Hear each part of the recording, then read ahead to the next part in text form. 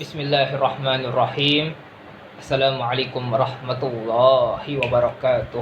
Waalaikumsalam warahmatullahi wabarakatuh. Innal hamdalillahi nahmaduhu wa nasta'inuhu wa nastaghfiruh wa natubu ilaihi wa na'udzu billahi min shururi anfusina wa min sayyiati a'malina. Man yahdihillahu fala mudhillalah wa man yudlil fala hadiyalah. Asyhadu an la ilaha illallah wahdahu la syarikalah wa asyhadu anna Muhammadan abduhu wa rasuluhu la nabiyya ba'dah, amma ba'du. Bagaimana kabar teman-teman pada hari ini?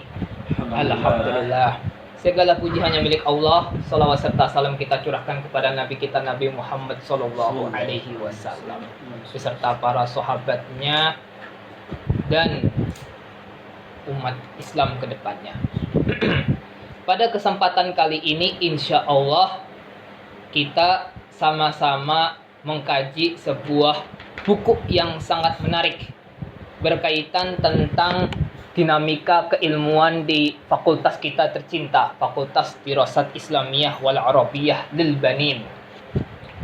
Buku ini berjudul At-Turath wa Tajdid, karya Grand Syekhuna Syekhul Azhar Syekh Ahmad Muhammad At-Tayyib hafizahullah wa ra'ah, yang sekarang beliau sedang di Indonesia dalam rangka misi perdamaian dan promosi moderasi berislam dan beragama secara kemanusiaan. Buku ini mengangkat seputar konsep turas beserta apakah kita sebagai umat Islam ini membutuhkan kepada pembaharuan keilmuan Islam atau tidak. Buku ini beliau susun sebagai bantahan dialektis, bantahan terhadap sebuah buku karya salah satu pemikir Mesir yang bernama Hasan Hanafi dengan judul At-Turath wa Tajdid juga.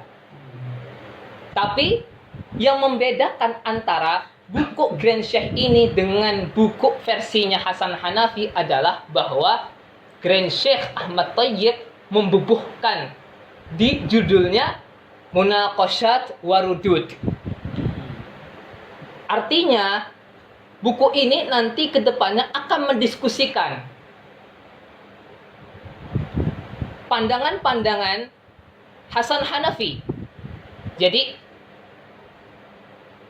Hasan Hanafi di sini berpandangan bahwasannya problem keilmuan Islam, wabil khusus turas, literatur Islam klasik adalah bahwa referensi atau literatur keilmuan Islam klasik tidak membahas persoalan-persoalan kemanusiaan. Keilmuan Islam klasik terlalu concern kepada persoalan-persoalan ketuhanan. Lantas di mana peran kita sebagai manusia? Kemudian juga kesannya turas ini tidak bersifat kontekstual, tidak menyelesaikan problem-problem yang bersifat realistis. Turas hanya fokus mengkaji persoalan-persoalan yang bersifat abstrak. Bagaimana saya menjelaskan lebih gamblang lagi? Persoalan-persoalan yang bersifat datar. Hanya membahas teori, tapi praksisnya belum dapat. Kita umat Islam ini jangan hanya disuguhkan dengan teori, tapi kita butuh revolusi, as-saurah. Itu bahasa dan narasinya Hasan Hanafi. Sementara Grand Syekh Ahmad Tayyib tentu sebagai perwakilan Al-Azhar, di mana di Institut Al-Azhar sebagaimana kita tahu bahwasanya di sana diajarkan keilmuan Islam dengan turas, menjunjung tinggi turas, menghargai turas, menghargai pemikiran-pemikiran para ulama kita di masa klasik. Lantas bagaimana sikapnya Grand Syekh Ahmad Tayyib terhadap pemikiran Hasan Hanafi tersebut? Apakah pandangan Hasan Hanafi tersebut merupakan pandangan yang bisa diterima secara mutlak. Oh ya memang benar ya, turas problemnya seperti ini ya. Ataukah jangan-jangan justru pandangan Hasan Hanafi ini juga problem? Inilah nanti yang akan kita kaji dalam buku ini. Baik, kenapa saya mengangkat buku ini? Mengingat 80% diktat kita di perkuliahan saat ini, di tahun ajaran yang sudah kita lalui kemarin itu dominannya turas. Meskipun tentunya ada ta'liq dan hasyiah dari para dakatirah kita yang berkontribusi dalam menjelaskan diktat-diktat turas tersebut. Sebenarnya di tahun-tahun ajaran sebelumnya, seingat saya hanya ada satu diktat yang menggunakan turas. Diktat apa yo? Tauhid. Ya kan? Jadi kita menggunakan kitab Ittihaful Murid Syarah Jawharat Tauhid untuk tingkat 1 dan tingkat 2. Adapun untuk tingkat 3 dan tingkat 4 menggunakan Al-Iqtisad fil I'tiqad karya Al-Ghazali. Jadi sisanya kitab yang lain atau diktat-diktat yang lain menggunakan karya para dosen kita. Hasil susunan para dosen kita yang diramu dari berbagai turas dalam bidangnya mereka masing-masing. Jadi contohnya, kalau seumpamanya diktat ini tentang matkul fikih, wabil khusus fikih madhab kita Syafi'i, maka dosen kita nantinya akan menyusun materi-materi dalam diktat tersebut dengan merujuk dari berbagai turas dalam bidang fikih madhab Syafi'i, yang kemudian disusun ulang menjadi sebuah materi yang konstruktif, materi yang terstruktur, materi yang rapi, sehingga kita bisa mudah mengunyah materi-materi tersebut. Tapi berbeda di tahun ajaran kemarin ini barusan. 80% diktat-diktat kita itu turas. Tidak terkecuali tingkat saya waktu itu, tingkat 4. Jadi tidak hanya sekarang matkul tauhid. Hampir sebagian besar matkul. Kalau di tingkat saya, kecuali tayarat fikriyah. Sama matkul manahij wa turuq tadris. Ya, karena ada turasnya. Untuk tayarat fikriyah sebenarnya tayarat fikriyah kita tingkat 4 tayarat fikriyah mu'asyarah. Nanti saya akan jabarkan kepada kalian di muqaddimahnya Grand Syekh ini bakal banyak pemikiran-pemikiran filsafat yang kelak kalian akan pelajari di tingkat 4. Jadi kalian sebenarnya sekarang sudah belajar materi tingkat 4. Tapi kalian tidak usah khawatir, karena insya Allah saya akan berusaha untuk menjelaskan secara mudah dengan bahasa yang mudah dikunyah nanti. Saya tidak terlalu banyak menggunakan istilah-istilah akademis. Kalau umpamanya saya kelewatan menggunakan istilah akademis, diingatkan saya ya, ketok saya. Tanya aja. Baik. Karena mengingat 80% diktat-diktat kita turas, tentu teman-teman kita barangkali yang di Indonesia, yang kuliah di kampus-kampus Islam di Indonesia, bakal bertanya-tanya kepada kita, wahai para mahasiswa Al-Azhar, kenapa kalian menggunakan turas sebagai referensi studi kalian di perkuliahan, sementara turas itu sudah usang? Tanda seru. Turas itu hanya terikat pada masa lalu. Sementara konteks kini itu berbeda dengan konteks masa lalu.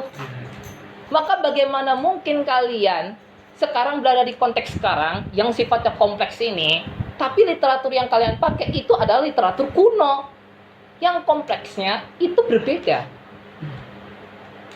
Wah, mungkin kalian langsung bergetar. Wah, apakah kita salah selama ini? Apakah para masyayikh kita problem? Barangkali seperti itu. Makanya dengan buku ini kita bisa mengetahui falsafah turas itu sendiri. Jadi para doktor kita, para masyayikh kita itu sudah mempertimbangkan matang-matang. Ketika kita mengkaji turas, bukan berarti kita tidak progresif, bukan berarti kita tidak maju. Ketika kita mengkaji turas, bukan berarti kita tidak terikat dengan masa kini. Tapi justru turas itu mengandung banyak kajian-kajian keilmuan yang tetap relevan, dibutuhkan. Nanti kita akan pelajari bagaimana urgensitas turas itu sendiri. Dan apa yang perlu kita perhatikan ketika kita mengkaji turas. Sehingga nanti dapat terrealisasi at-turasu mu'asiran di nafsihi mu'asiran di asrina. Bagaimana turas itu memang selaras dengan masa tersebut, tapi turas juga di sisi lain masih bisa selaras dengan masa kini.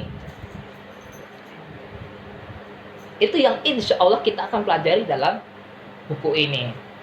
Supaya nanti teman-teman kalau pulang ke Indonesia atau umpamanya berdiskusi sama teman-teman yang berseberangan pemikiran, teman-teman bisa berdiskusi.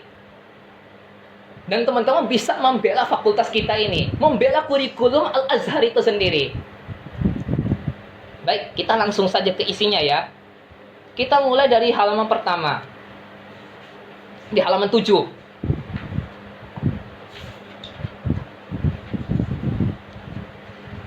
Ceritanya di sini Grand Syekh Ahmad Thayyib itu bercerita tentang kondisi perkuliahan dan dinamika keilmuan di Al-Azhar, baik di ma'hadnya maupun di jamiah universitas, di mana ceritanya di masa beliau itu lagi ngetren, lagi digandrungi filsafat Marxisme di kalangan anak muda Mesir dan di dunia Timur Tengah secara umumnya. Baik, saya akan jelaskan dulu filsafat Marxisme itu seperti apa. Tapi kalian tidak usah khawatir karena saya akan jelaskan secara lebih mudah. Inti daripada filsafat Marxisme itu nanti cabang-cabangnya berupa komunisme, materialisme historis, materialisme dialektis. Nanti kalian akan pelajari di tingkat 4. Bab pertama bahas Marxisme, al-falsafah al-Marxiyah. Filsafat Marxisme, kalian sudah tahu tentang komunisme. Inti daripada komunisme itu adalah menghilangkan kepemilikan secara individual, kepemilikan alat produksi.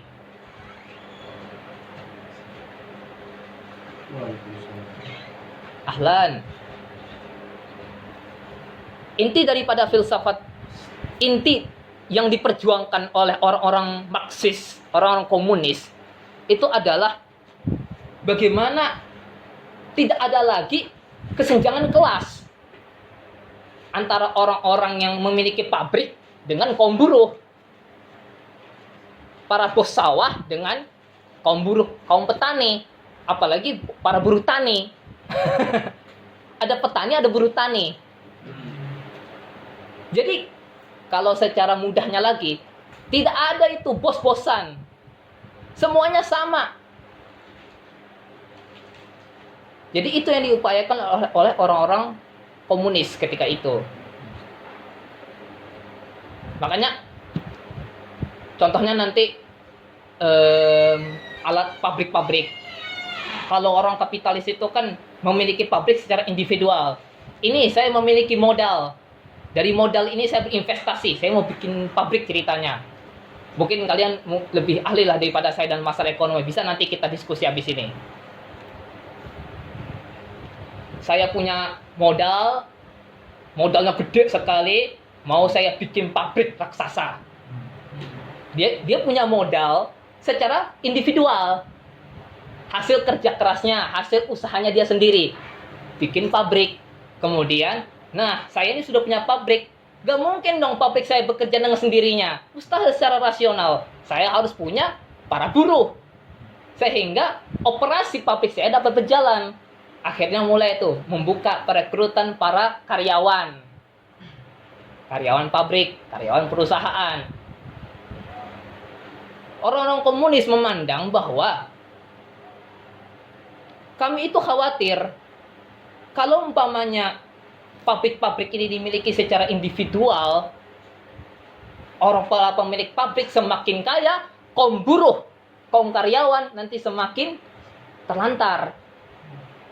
Kalian sama-sama tahu lah gajinya buruh berapa. Yang kami sahani adalah kaum buruhnya.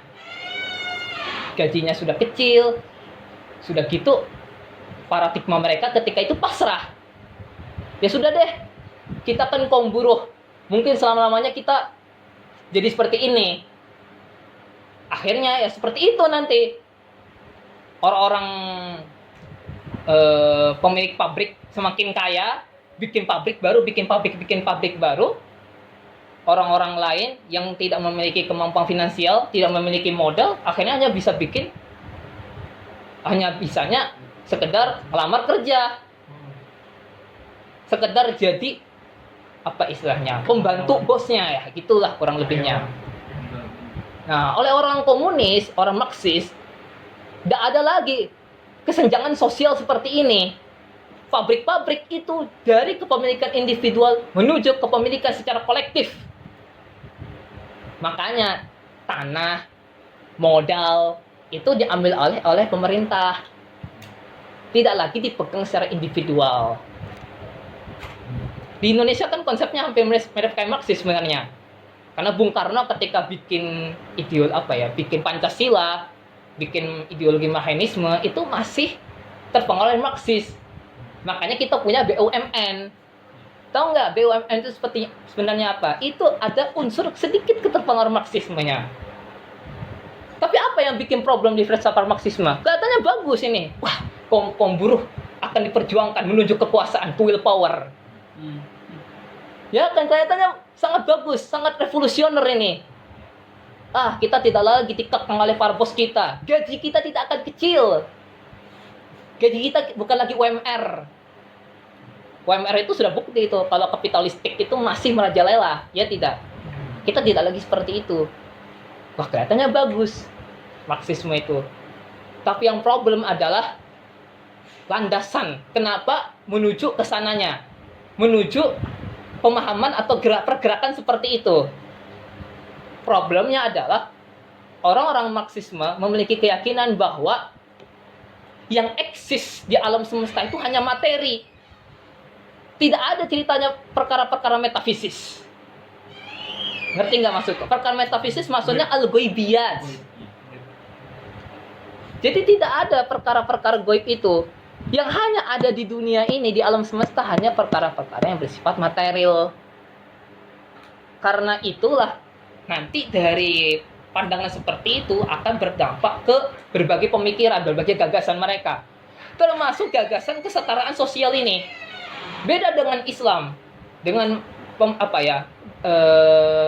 dawuhnya Nabi SAW. Memang Nabi itu juga memperjuangkan penghilangan kesenjangan sosial. Di Islam juga tidak ada kelas-kelas. Semua manusia sama di sisi Tuhan, kecuali apa?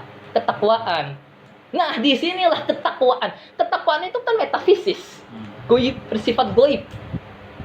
Takwa di sini takwa pada siapa? Takwa pada Tuhan. Sementara orang-orang Marxisme itu tidak meyakini perkara yang goib. Tapi nanti untuk persoalan eksistensi Tuhan itu nanti menjadi persoalan lain dalam kisah Marxisme. Nah, itu gambarannya tentang Marxisme itu. Jadi di zamannya Gramsci Toib itu lagi digandrungin filsafat Marxisme. Karena kalian sama-sama tahu lah, negara-negara Tim Tank ini ceritanya kan lagi masa penjajahan, masa kolonisasi, atau setelah kolonisasi tapi negaranya belum terlalu progresif, belum terlalu maju. Supaya mendongkrak pergerakan masyarakat untuk membangun negara, dirasa filsafat Marxisme ini paling relevan untuk dipakai sebagai ideologi negara-negara. Hampir filsafat komunisme itu dipakai sebagai ideologi negara. Tapi ya kalian sama-sama tahu, orang-orang Marxis itu dalam persoalan keagamaan sifatnya apatis. Makanya dulu orang-orang yang beragama dipersekusi sama negara. Kalian sama-sama tahu lah Uni Soviet.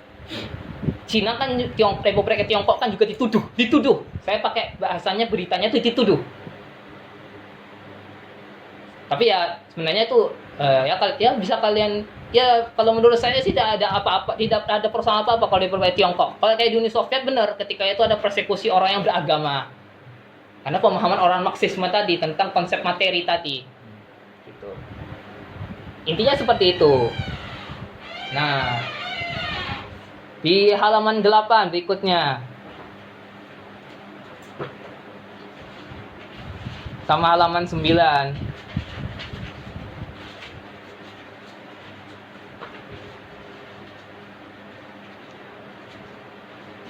Jadi akhirnya karena filsafat Marxisme digandrungi oleh anak muda, bertebaran referensi-referensi literatur-literatur tentang filsafat Marxisme, wabil khusus buku-bukunya karya Karl Marx yang berbicara tentang konsep-konsep tadi yang aku bicarakan, tentang konsep eksistensia materi dan ketiadaan goibiyat, perkara-perkara metafisis. Kemudian juga hal itu berdampak juga kepada pembagian kelas-kelas sosial oleh orang kapitalis, dan itu yang diperangi oleh orang-orang Marxian, orang komunis. Buku-buku digandrungin. Tidak hanya sekedar filsafat Marxisme. Di masanya beliau belajar ketika itu Grenchen Matoib itu masih kuliah di Al-Azhar, belajar di Al-Azhar tahun 60-an. Tahun 60-an itu kan tahun 67 terutama ketika aliansi negara Arab itu berperang melawan Israel. Jadi negara-negara Arab ini itu lagi menggandrungi berbagai ideologi dari barat. Banyak anak-anak muda yang kuliah-kuliah di jurusan filsafat juga kebetulan mulai menganut berbagai pandangan-pandangan filsafat barat. Salah satu di antaranya yang dicatat di sini oleh Grenchen Matoib adalah falsafah wujudiyah, eksistensialisme. Wah, ini kalian akan pelajari nanti di matkul Tayyarah Fikriyah. Saya akan jelaskan secara lebih mudahnya. Eksistensialisme itu intinya membahas tentang hakikat daripada keberadaan manusia. Kalau menurut orang-orang eksistensialis, taruhlah, keberadaan manusia yang hakiki, ini pemikiran Jean-Paul Sartre sebenarnya, terletak pada manusia itu bisa melakukan perbuatan-perbuatannya dia sendiri, dengan kehendaknya dia sendiri, dengan pikirannya dia sendiri, tanpa intervensi dari siapapun. Lebih radikalnya lagi, tanpa intervensi dari Tuhan. Makanya banyak orang-orang yang apatis terhadap eksistensialisme, karena ini menjurus kepada ateisme.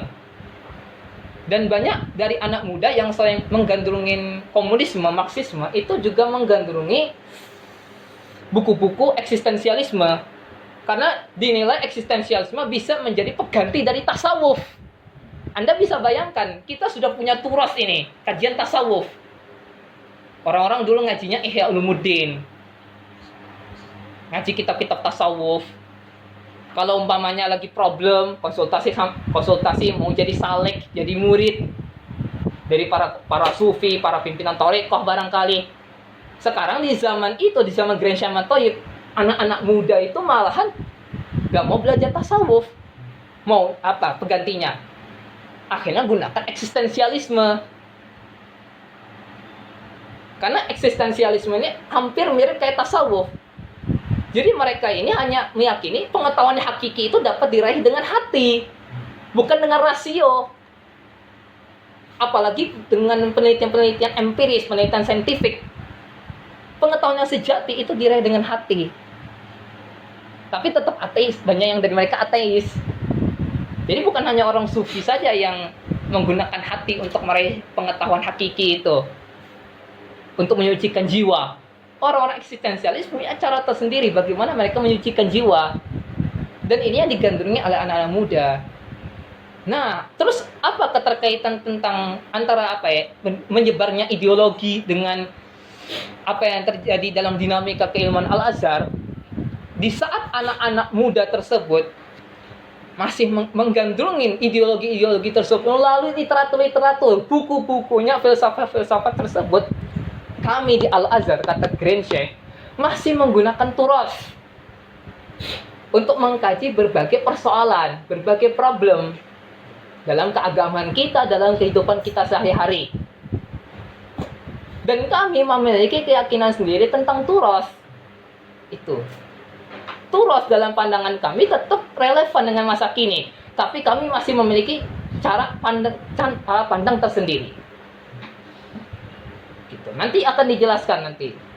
Intinya di paragraf ini, di paragraf ini, di 2 halaman ini, itu hanya menjelaskan dinamika kehidupan negara ketika itu. Masyarakat ketika itu sudah mulai tenggelam menggunakan berbagai ideologi produk barat. Sementara Al-Azhar itu bukannya anti dengan barat. Buktinya di zamannya Muhammad Abduh sendiri dahulu kala ketika Syekh Muhammad Abduh masih pegang Grand Syam Al-Azhar, beliau tuh di antara proyeknya adalah memasukkan filsafat ke dalam kurikulum keilmuan Islam. Kurikulum Al-Azhar. Filsafat Yunani, filsafat barat itu dipelajari oleh para mahasiswa dan para santri Al-Azhar. Kemudian nanti dikolaborasikan dengan keilmuan Islam. Tujuannya adalah untuk menguatkan ilmu kalam itu sendiri. Makanya muncul seperti Mustafa Sobri. Apa judul bukunya? Saya lupa. Apa ya? Mauqifu al-Islam minal aql wal wahyi. Judulnya kurang lebih seperti itu. Buku ini memberikan sikap orang-orang tradisionalis, orang-orang yang masih berpegang ilmu kalam terhadap program-program nasionalitas di masa kontemporer. Kalian juga bisa mengkaji buku-bukunya Muhammad Al-Bahi. Itu diskursus tentang pemikiran kontemporer, tapi tidak terlepas daripada cara pandangnya Al-Azhar yang merujuk kepada turas, tapi tetap bisa relevan dengan kekinian. Ada metodologinya tersendiri. Intinya seperti itu. Nah, di antara proyeknya Syekh Muhammad Abduh itu juga mengirimkan para mahasiswa Al-Azhar untuk kuliah di Prancis, di Sorbonne University. Tujuannya untuk mempelajari filsafat. Jadi, bukan berarti Al-Azhar apatis terhadap dunia barat, tidak. Tapi Al-Azhar ini tetap, istilahnya saya itu proporsional, seimbang. Wasati. Tidak seperti anak-anak muda ini, orang-orang di tidak seperti di institut-institut keilmuan di kampus-kampus Al-Azhar yang dimana mereka sudah terlalu tenggelam mempelajari berbagai ideologi barat, mempelajari filsafat barat. Padahal ideologi-ideologi barat tersebut tidak terlalu cocok dengan konteksnya Timur Tengah itu. Banyak yang sudah gagal. Penggunaan komunisme, kemudian ideologi sosialisme, semuanya gagal. Tidak berfungsi. Rakyatnya juga tidak maju pada akhirnya. Karena kan yang diharapkan ideologi tersebut adalah kesetaraan ekonomi. Tapi kesenjangan sosial makin waktu ke waktu semakin menjadi-jadi. Sehingga kesannya ideologi-ideologi ini tidak dapat menyelesaikan. Nah, itulah mengapa Grand Syam At-Tha'i berpikir bahwa kita ini sepertinya umat Islam secara khusus punya cara pandang tersendiri, punya solusi tersendiri. Gitu.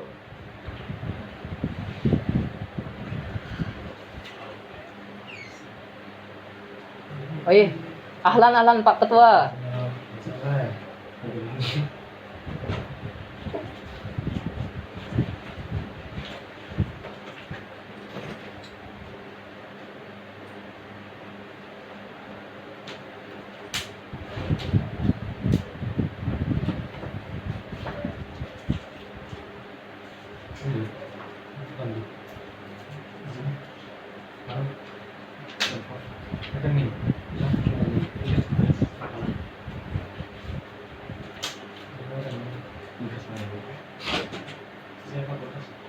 Baik, kita buka pada halaman 14.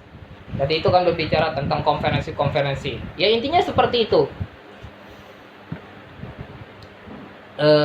Dinamika keilmuan Islam di Al-Azhar seperti itu ketika itu.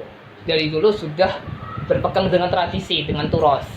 Di saat berbagai institut, berbagai perguruan keilmuan ketika itu sudah mengonsumsi berbagai pemikiran-pemikiran filsafat dari barat secara radikalnya.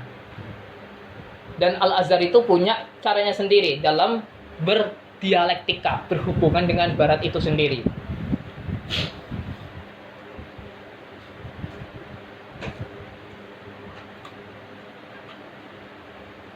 Nah, di halaman 14 ini di paragraf terakhir nanti nyambung ke halaman berikutnya. Jadi kami para pelajar di Al-Azhar itu punya sikap tersendiri. dalam menghubungkan antara timur dan barat. Sebagaimana yang saya kasih tahu tadi, bahwa institut tadi itu terlalu radikal dalam menggunakan ideologi barat. Padahal mereka orang-orang yang beragama Islam. Banyak dari mereka yang masih berislam. Tapi Al-Azhar punya cara sendiri. Jadi kami itu ceritanya, kata Gramsci, antara dua metode, dua torik. Metode yang pertama, ada orang-orang yang terlalu terbuka dengan dunia barat. Fathul Iqtirab istilahnya. Terlalu terbuka dengan barat. Seperti yang saya ceritakan tadi. Tapi di sisi lain, ada metode kedua nih. Ada orang-orang yang tenggelam terhadap turas dan memerangi barat. Jadi Al-Azhar ini berada di dua jalur ini. Yang pertama, ada orang-orang yang dimana terlalu tenggelam mengkaji pemikiran barat, tapi ada juga orang yang mencukupkan diri dengan turas. Makanya dari sinilah akhirnya Al-Azhar berusaha untuk mengambil jalur tengah. Kami tetap berpegang dengan turas sebagai literatur, sebagai sumber kami dalam mengkaji keilmuan Islam dan penyelesaian problem keumatan kontemporer. Tapi kami juga tetap mengkaji barat, pemikiran barat. Tapi kami mengkaji pemikiran barat secara adaptasi. Jadi dikondisikan dengan turas itu sendiri, supaya tidak bertabrakan dengan turas, tapi bisa menjadi sebuah kajian baru untuk penyelesaian problem keumatan.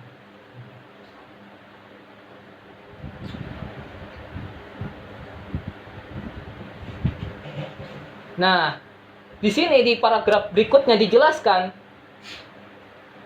pandangan Abbas Muhammad Abbas Al-Aqad, seorang sastrawan dan filsuf kenamaan Mesir. Ini mungkin sudah dikaji secara mendalam oleh Mas Salman. Mas Salman, gimana Mas Salman? Hasil bacaannya Abbas Al-Aqad. Ya Allah.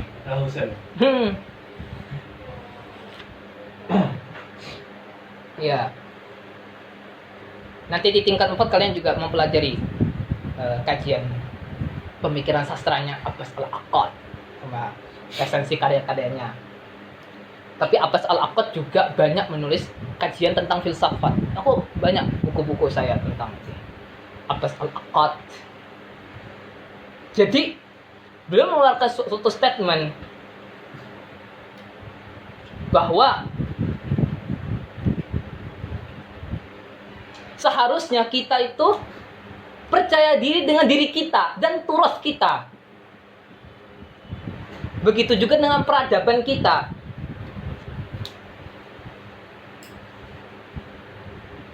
Tujuannya apa? Tujuannya supaya kita ini memiliki identitas yang jelas. Nah, problemnya ketika itu Abbas Al-Aqad, saya coba jelaskan ya maksud pernyataan beliau ini berdasarkan bacaan-bacaan lain yang saya punya. Abbas Al-Aqad itu juga memiliki pandangan terhadap problem yang sama dengan hadapi Grand Syama Thayyib.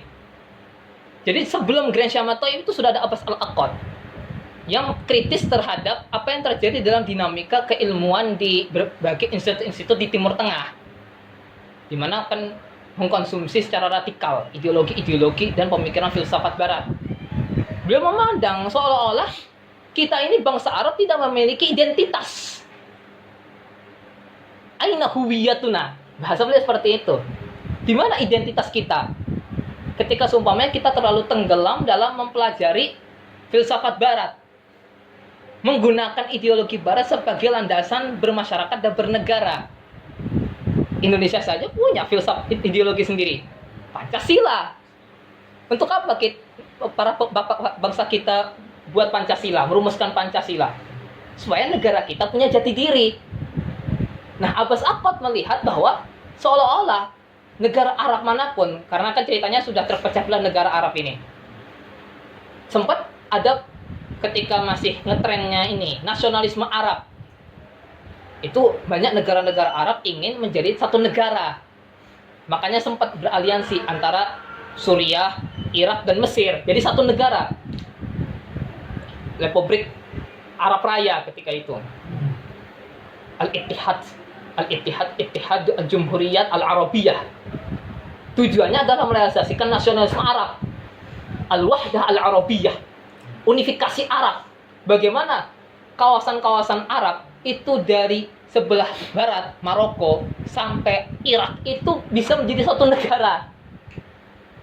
Tapi meskipun gagal terpecah belah, nah ketika terpecah belah ini akhirnya mengkonsumsi ideologi baru. Ideologi sosial di beberapa negara itu dipakai ideologi sosialisme. Ya, ideologi sosialisme ketika itu ngetren. Nah, beliau memandang bahwa kita seolah-olah tidak memiliki jati diri. Seharusnya kita itu istilahnya mengkontekstualisasikan turas. Tapi tentu bukan berarti kita tidak terbuka dengan barat, tidak terbuka dengan peradaban-peradaban luar. Kalian sama-sama tahu bahwa di zaman kodifikasi keilmuan Islam klasik di masa Umayyah dan Abbasiyah, itu kan hasil daripada peleburan berbagai peradaban. Seperti contohnya, kalian kan sudah sama-sama mempelajari mata kuliah sastra Arab di zaman Abbasiyah dan Umayyah sekaligus. Kalian sama-sama tahu bahwa pada masa itu sudah terjadi peleburan berbagai peradaban dan tradisi. Bagaimana sastra-sastra Arab ketika itu akhirnya mengalami keterpengaruhan. Seperti contoh keterpengaruhan dengan sastra Persia, keterpengaruhan dengan sastra Yunani. Tapi apa yang menjadi menarik di sini? Sastra Arab tidak kehilangan identitasnya. Mungkin ada kritik-kritik sastra yang berupa diantaranya autentisitas bahasa Arab ini semakin menurun ini. Tapi meskipun demikian, secara isi itu tidak hilang nilai-nilai kearabannya. Pemikiran-pemikiran para leluhur Arab yang diwariskan dalam sastra tersebut tidak hilang, masih terus lestari, tapi dengan model yang baru. Dan inilah yang coba diupayakan Mahmud Abbas Al-Akkad. Bagaimana kita bangsa Arab ini bisa membentuk identitas kita sendiri. Kalau pengamatanku kalah sama Indonesia kita ini. Indonesia kita sudah punya ideologi Pancasila. Jadi kita ada tuh. Meskipun Bung Karno kan terbuka Marxisme boleh ada ketika itu. Ya kan? Orang-orang Islamis boleh berideologi ideologi Islamisme, mendirikan partai-partai Islam, boleh. Tapi tetap Pancasila sebagai ideologi yang wajib dimasukkan ke dalam partai-partai mereka. Jadi ada semacam ideologi ganda. Ideologinya mereka di masing-masing partai plus Pancasila. Ya kalian bisa amatilah partai-partai politik di Indonesia sekarang ini mungkin punya ideologi masing-masing. Tapi tetap wajib ideologi nomor 1 Pancasila wajib dimasukkan.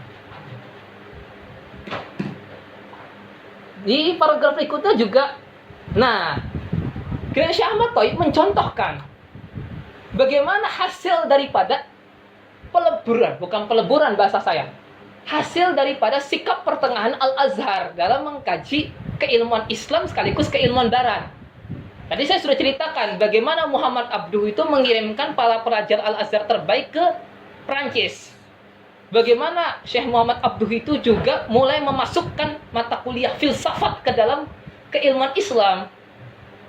Filsafatnya bukan hanya filsafat Yunani, filsafat Barat. Sampai sekarang pun kalau teman-teman umpamanya tukar informasi sama teman-teman jurusan akidah filsafat, mereka juga belajar berbagai pemikiran ideologis dan filsafat Barat. Kita di Dirosat juga tidak kalah dong. Di Dirosat juga nanti kalau di tingkat 4 bakal mempelajari berbagai ideologi, liberalisme, Marxisme,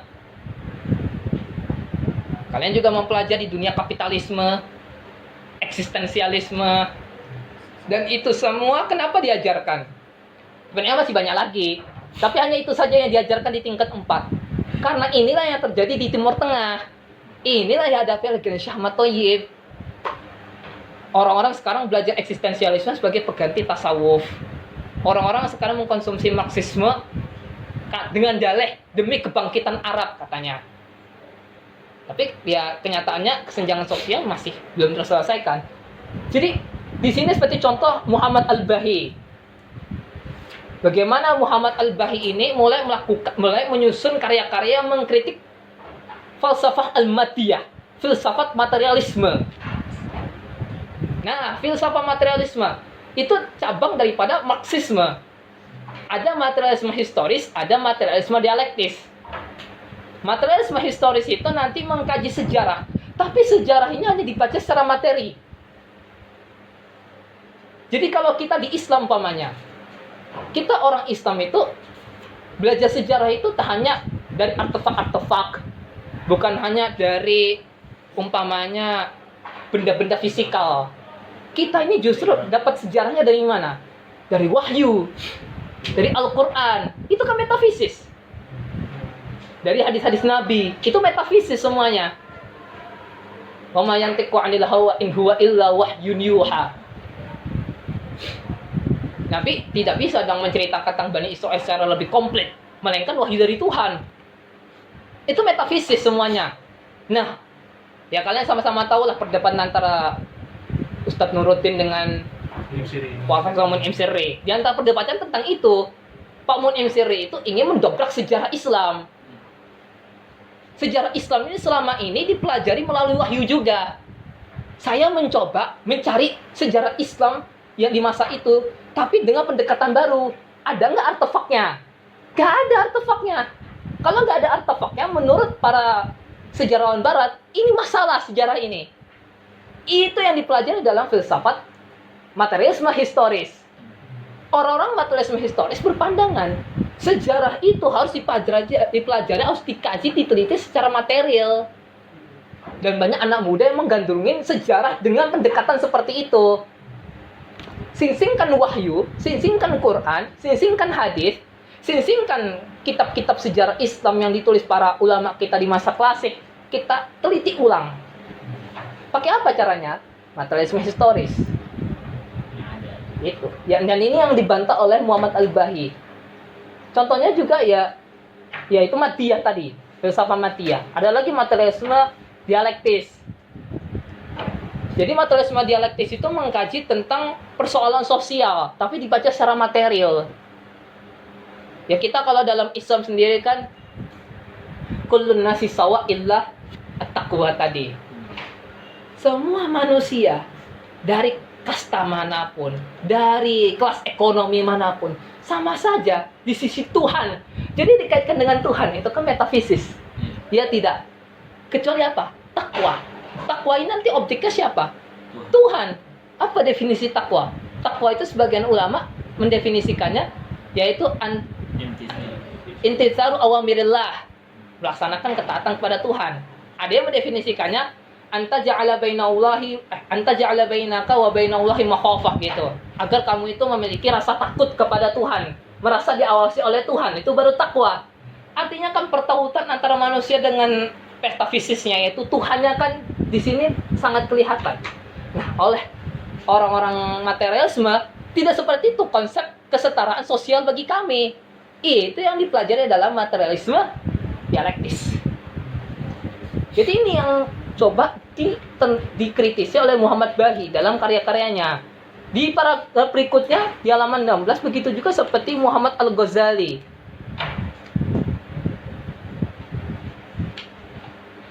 Nah, ini sebenarnya resensi saja dari Grand Syah Ahmad Thayyib mengenai karya-karya Muhammad Ghazali. Ini saya sangat rekomendasikan bagi kalian kalau mempelajari pemikiran Islam, baca buku-buku Muhammad Al-Ghazali.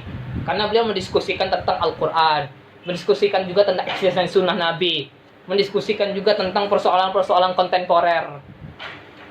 Supaya nanti kita tidak terlalu tenggelam terhadap ideologi-ideologi impor istilahnya. Yang tidak selaras dengan prinsip atau spirit Islam dalam memberdayakan memberdayakan sosial kemasyarakatan Islam itu sendiri. Sebenarnya ini lebih dari esensi. Ada paragraf berikutnya, ini sangat menarik bagi saya pribadi. Grand Syekh Ahmad Thayyib ternyata merekomendasikan buku Sayyid Qutb. Kalian bisa baca sendiri paragrafnya. Coba kalian cerna lebih baik lagi. Karena buku-buku Sayyid Qutb, kalian baca aja buku-buku Sayyid Qutb yang mengkaji tentang adalatul Islam ijtimaiyah. Bahkan tafsirnya fi Zilalil Quran itu banyak membahas tafsir-tafsir tentang persoalan-persoalan sosial kemasyarakatan. Jadi di sini Sayyid Qutb mainkan kontekstual. Ya kita sama-sama tahu Sayyid Qutb ini kan bapaknya ini Ikhwanul Muslimin. Tapi Grand Syekh Ahmad Thayyib dengan objektivitasnya berpandangan buku-buku Sayyid Qutb ini juga bisa dikaji, tapi sayangnya sudah di blacklist sama negara kan. Jadi mau gimana lagi gitu. Mungkin kalau lewat internet bisa nanti, tapi secara cetaknya sudah diakses karena sudah di blacklist sama negara gitu. Nah, buku-buku Sayyid Qutb ini menurut pandangan beliau sangat direkomendasikan untuk mengkaji. Tenang, tidak usah khawatir. Tidak usah khawatir. Nah, itu buku-buku Sayyid Qutb direkomendasikan untuk mengkaji persoalan-persoalan sosial sebagai antitesis istilahnya, lawan daripada berbagai pemikiran-pemikiran ideologis impor yang tidak terlalu cocok dengan konteks dunia kearaban secara umumnya dan dunia Islam secara khususnya.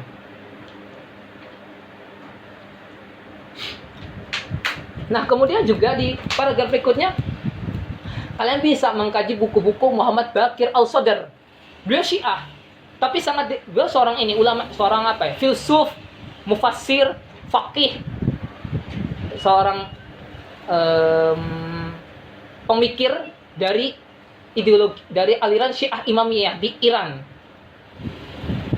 Muhammad Baqir Al-Sadr itu menulis banyak karya-karya. Ada 2 karya beliau di sini, Iqtisaduna sama Falsafatuna. Iqtisaduna itu mengkaji tentang konsep ekonomi Islam yang ideal. Kemudian di sini beliau membantah pemikiran-pemikiran filsafat ekonomi yang menyeberpek di dunia Arab ketika itu.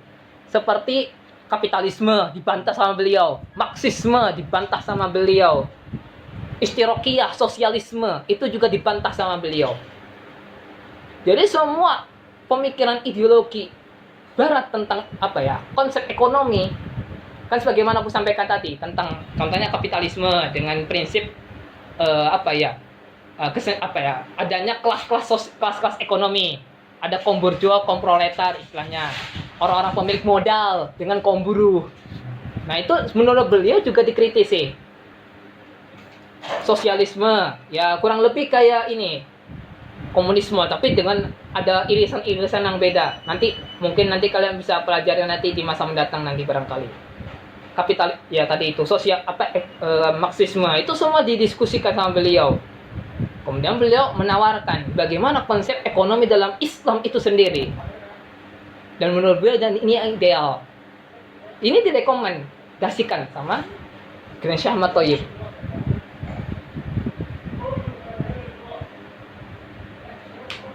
Kemudian dari paragraf berikutnya ya, sampai sekitar 3 paragrafan sampai halaman 19. Saya coba ringkaskan saja. Jadi beliau juga bercerita, Grand Syekh Ahmad Thayyib, bagaimana ketika itu pada akhirnya. Nah, sebelumnya kan aku cerita tadi bahwa di dunia Arab, di institut, di kalangan para pemuda intelektual lagi digandrungin berbagai ideologi impor, iya tidak? Nah, dampaknya daripada menyebarnya berbagai ideologi dan filsafat barat ini adalah muncullah para pemikir Islam dari aliran modernisme progresif, al-haddatsiyun, yang dimana mereka mulai mengadakan berbagai muktamarat, konferensi-konferensi tentang An-Nahdah Al-Arabiyah, kebangkitan Arab Islam.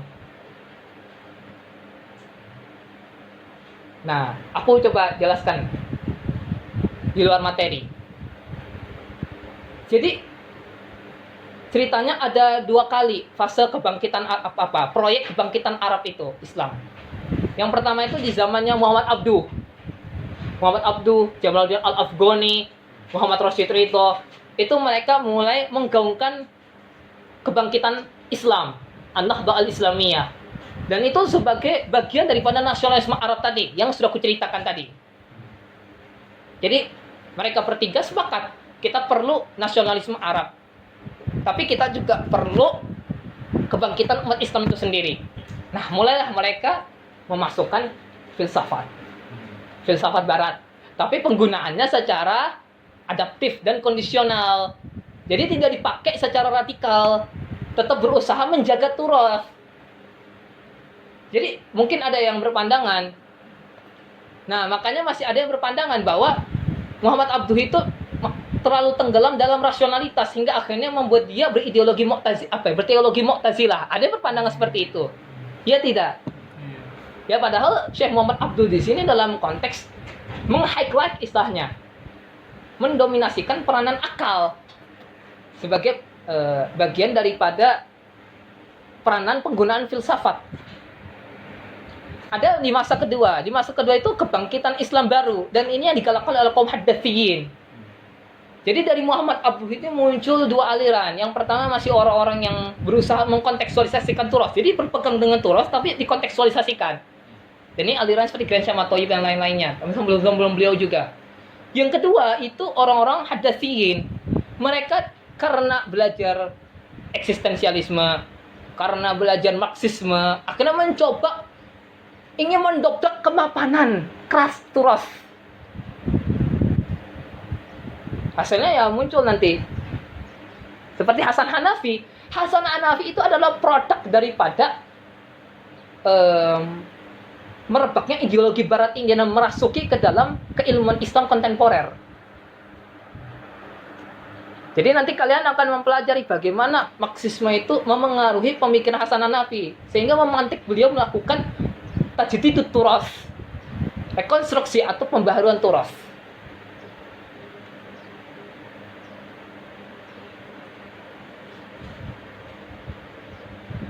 Nah,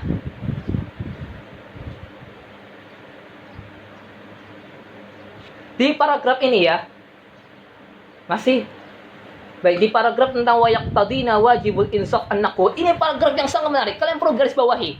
Karena di sinilah bagaimana standar para ulama kita, ulama Al-Azhar wabil khusus dalam melakukan harmonisasi antara turas dengan kontekstualitas. Baina turasi wal waqi'. Sesungguhnya para pemikir kami yang masih berpegang dengan asal, maksudnya berpegang dengan tradisi, berpegang dengan turas, memandang turas itu dengan pandangan tawazun, dengan pandangan yang sifatnya itu proporsional, pandangan yang seimbang.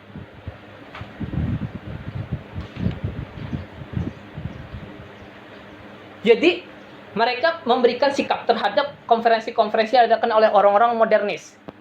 Orang-orang modernis ini, orang Haddathiyin kan tadi menyerukan kepada apa? Kita dobrak turas.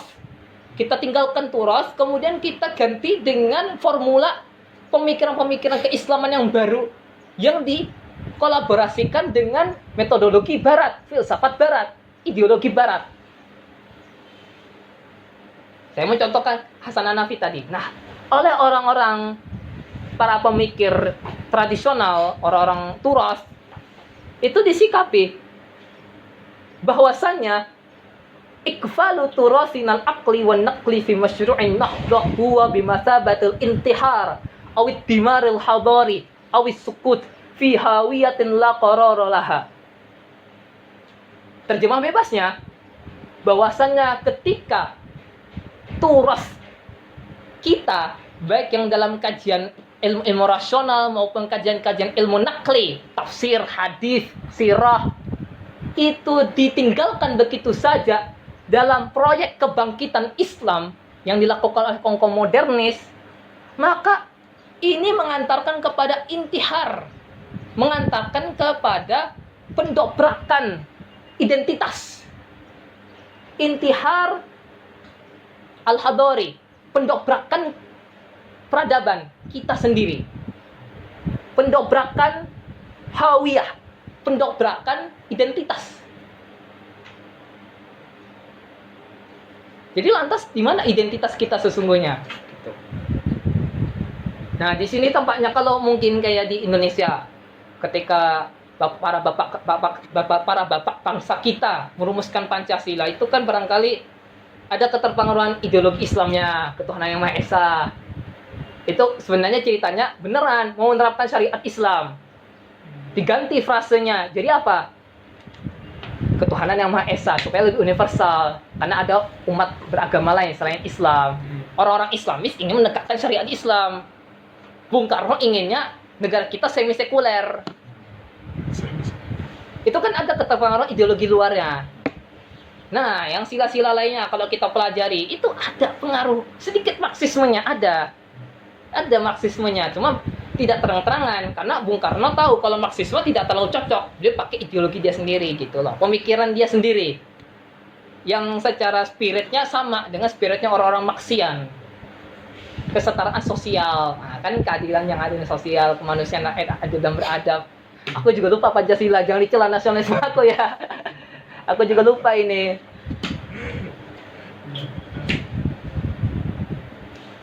Di kalimat-kalimat berikutnya ini juga tidak kalah menariknya. Nah, di kalimat ini, halaman 19, di awal. Ini kalian garis bawahi, dan ini sangat penting. Ma'at-tanbihi ala anna turasa yukhadhu minhu wa yuraddu minhu. Yukhadhu minhu ma kana thaqafatun tuqbalu an na'ishaha al-an wa yuraddu minhu thaqafatan li thaqafatan lasiqatan bil asr alladhi antajaha wa sawwaqaha wa irtabatat fihi irtibatan wathiqan wa lam tu'id al-an min humumi hadzal asr aw sawalihi wa haula'i humul wasatiyyun alladhina amanu bi thawabit at-turas wa nadaw bil hifadhi 'alayha wa nadharu ila mutaghayyiratihi bi 'ainil ihtirami wat taqdir. Saya terjemahkan secara bebas dan ini perlu kalian garis bawahi. Penting sekali. Kenapa? Karena begini terjemahannya, bahwa bagi kami turas itu ada yang bisa diambil, ada yang bisa ditolak. Ada bukan ditolak, bahasa halusnya kita biarkan saja sesuai dengan masanya. Kalau tadi orang-orang modernis tadi ingin dobrak turas secara totalitas. Turas itu tidak kontekstual. Semua materi dalam turas tidak ada gunanya. Kita tinggalkan semuanya. Tapi bagi Grand Syama Thayyib, dan ini adalah pandangannya Al-Azhar khususnya, kita itu perlu memahami turas secara proporsional. Turas itu ada yang bisa diambil, ada yang bisa ditolak. Nah, yang mana bisa diambil? Yang bisa diambil itu adalah persoalan-persoalan sawabit. Apa itu persoalan-persoalan sawabit? Persoalan-persoalan keagamaan yang tidak bisa diganggu-gugat. Dia mapan, dia sakral. Tentang persoalan akidah. Ya kan itu jelas tidak bisa didobrak. Tentang perkara-perkara fundamental, itu nggak bisa didobrak. Jadi, turat itu mengikuti nas Quran dan hadis. Kalau umpamanya nas Quran hadis itu pemaknaannya tetap sifatnya, karena kandungannya fundamental, itu jelas oleh turus akan menginterpretasikan atau menjelaskan yang sesuai dengan sabitnya nas, sabitnya makna nas. Oleh karena itu, turus tersebut tidak bisa diganti. Karena kita butuh memahami Quran dan hadis tersebut kan, yang sawabit itu. Makna-makna sawabit tadi. Nah, makna-makna sawabit tidak bisa kita paham melainkan melalui ada perantara. Perantaranya turas. Kalau ceramah-ceramah para kiai kita, kalian nggak boleh ijtihad sendiri. Kalian kali ini harus taklid. Taklid kepada siapa? Taklid kepada mazhab. Taklid kepada imam. Taklid kepada mufti. Imam, mazhab, mufti itu semua adalah turas. Karena mereka semua referensinya turas. Oleh karena itu kita tidak bisa sembarangan begitu saja meninggalkan turas dalam konteks tawabit.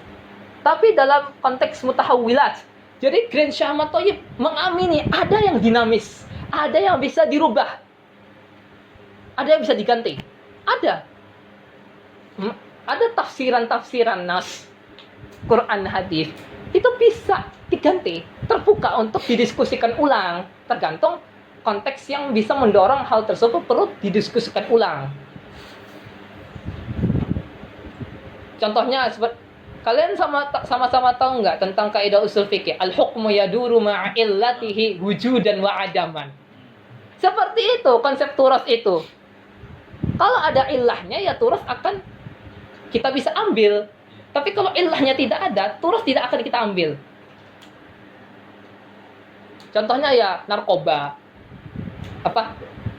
Taruhlah minuman-minuman minuman yang di apa yang istilahnya itu diracik di masa kontemporer. Kita ceritanya mau ingin analisis minuman-minuman baru. Minuman baru ini jelas tidak ada di Quran dan hadis. Ya tidak. Tapi kita tetap ingin menganalisis hukumnya. Kan kita harus kembali ke turas berarti. Tapi pemaknaannya kita harus baca secara kontekstual. Tergantung ilatnya. Jadi di nas tersebut maknanya itu ada ilatnya. Umpamanya al-khamru hadis Nabi SAW, kullu muskirin khamrun wa kullu khamrin haram. Turas fikhinya mengistinbatkan hukum, menggali hukum dari nas tersebut, hadis tersebut, bahwa segala yang memabukkan itu diharamkan. Itu kan turas sudah jadinya. Ya tidak. Kemudian dari turas ini kita coba terapkan di minuman-minuman racikan kontemporer ini. Kira-kira nanti hukumnya sama nggak? Oh, kita haramkan begitu saja. Tidak. Kita harus baca secara adaptif, secara kontekstual. Di situ maksudnya beliau. Kita perlu menggerakkan nalar ketika apa? Ketika hendak membaca turas. Kita tetap merujuk turas tapi dibaca secara rasional. Umpamanya ya kasus minuman-minuman racikan kontemporer tadi. Kalau dia memabukkan jelas sesuai dengan hadis tersebut. Kalau tidak, nggak bisa diterapkan. Makanya di kalimat terakhir dalam paragraf tersebut dan kalian garis bawahi merah. Ya bahasa aku. Walakin hadza la ya'ni an nahkuma asrana bimatagayyirat usurin la tulabbi hajat hadzal asr wa alaina an naftaha babal ijtihad. Bukan berarti kita tidak menerima tidak menerima adanya perubahan-perubahan, dinamisasi. Kita tetap menerima adanya dinamisasi. Kenapa? Karena kita sendiri sebenarnya berusaha membuka pintu ijtihad. Jadi pintu ijtihad itu tidak tertutup di masa kontemporer ini. Kan selama ini ada mungkin para kiai kita mungkin di pondok dulu pernah bilang ke kita, pintu ijtihad sudah tertutup. An ijtihad buklak. Kalian taklid mazhab. Grand Syekh Ahmad Thayyib berpandangan justru karena kita ingin mengkontekstualisasikan turas, kita merujuk turas dan ingin mengkontekstualisasikan di masa kini, pintu ijtihad harus dibuka. Ngerti nggak konsepnya? Kalau tidak, turas tidak bisa diejawantahkan di masa kini.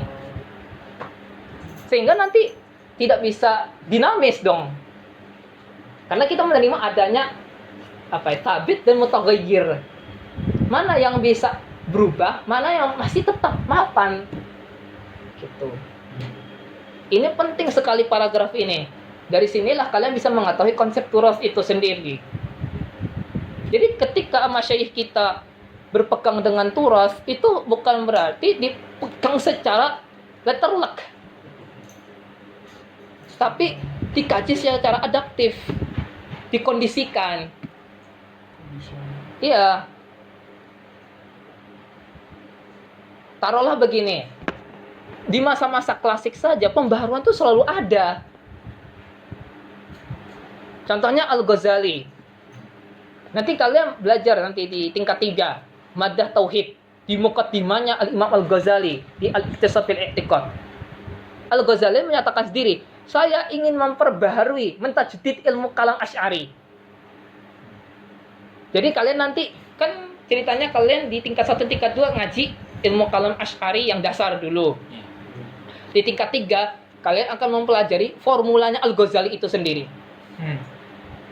Karena bagi Al-Ghazali banyak dari kajian ilmu kalam di masa Imam Hasan Asy'ari, sama Al-Baqillani, Imamul Haramain yang menurut saya perlu dirompak argumennya.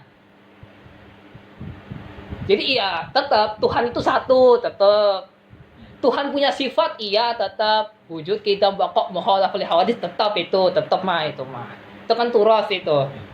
Tapi argumennya saya rubah. Itu kan artinya Imam Ghazali sangat memperhatikan mana yang sabit, mana yang mutaghayyir.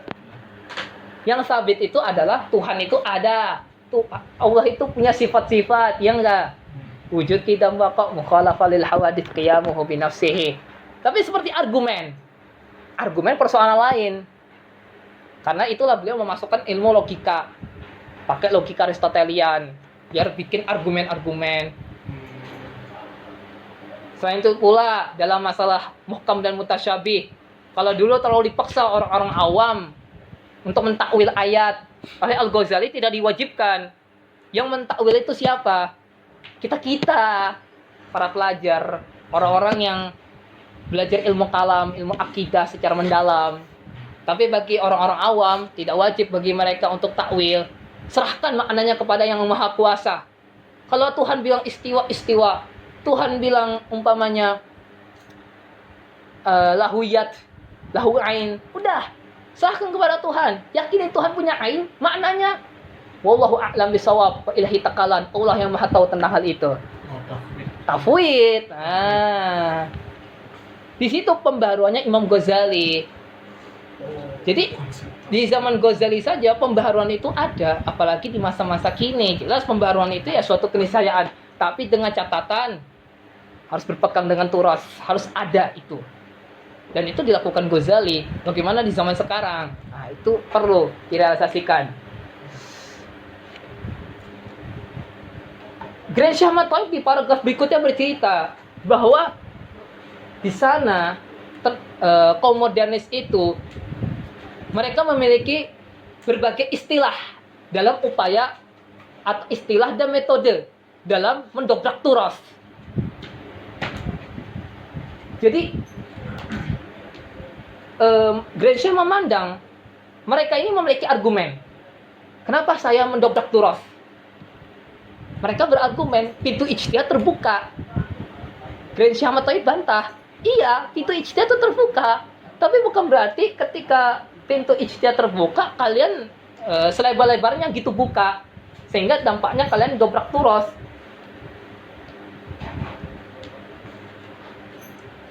Kenapa? Karena Grand Syekh Ahmad Thayyib sendiri memandang, saya melihat bahwa para mufakir ini, para pemikir ini, orang-orang modernis yang berusaha mendobrak turos ini, sebenarnya mereka tidak memenuhi syarat ijtihad. Nanti kalian di tingkat 4. Ini bab terakhir dalam matkul usul fikih. Kalian akan pelajari syarat-syarat ijtihad dan ifta berfatwa. Syarat-syarat ijtihad itu yang pertama menguasai Al-Quran dan Sunnah secara mendalam disertai hukum-hukumnya. Minimal ayat-ayat hukum.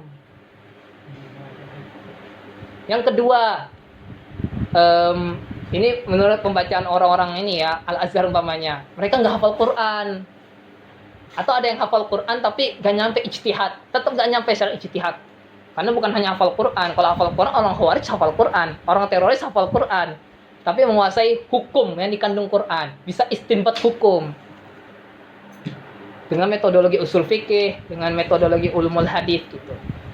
Syarat ijtihad yang lainnya juga harus menguasai bahasa Arab, harus menguasai piranti-piranti kajian kontekstual, harus mengetahui waqi'iyat, realita, biar bisa fatwanya benar. Taswirul masalahnya, biar mendeskripsikan masalahnya itu benar. Jadi tidak kacau fatwanya nanti. Dan problemnya para pemikir kontemporer dalam pandangannya Grand Syekh itu adalah mereka tidak terpenuhi syarat-syarat ijtihad. Bagaimana ceritanya mereka sekarang bisa mendobrak turas. Orang-orang tersebut, orang-orang pemikir Hadatsiyin atau modernis itu mengklaim bahwa tujuan mereka itu mendobrak Turas adalah untuk menyesuaikan dengan zaman kekinian. Jadi kita ingin mengganti Turas dengan formula teori dan keilmuan atau gagasan baru yang selaras dengan zaman kita ini. Kita tidak ada kepentingan menghancurkan Islam, tidak ada. Tapi kita memandang justru karena Islam itu universal, perlunya kita dobrak Turas, ganti yang baru, yang menurut klaim mereka inilah yang sesuai dengan zaman kini. Klaimnya mereka, dakwahnya mereka seperti itu. Padahal kan ya sama-sama kita pelajari tadi itu bahwa Turas itu kan ada yang sabit dan mutahawil, dan mereka itu tidak memperhatikan itu standar seperti itu. Jadi semuanya itu dianggap mutahawil sama mereka. Padahal tidak semuanya. Ada yang sabit, dan sabitnya hati-hati loh. Karena berkaitan tentang sakralitas nas Al-Quran dan hadis.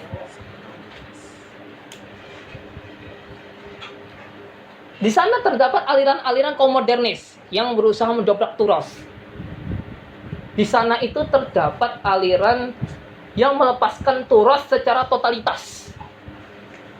Sampai pada level mencabut sakralitas nas. An-Nasul Muqaddas.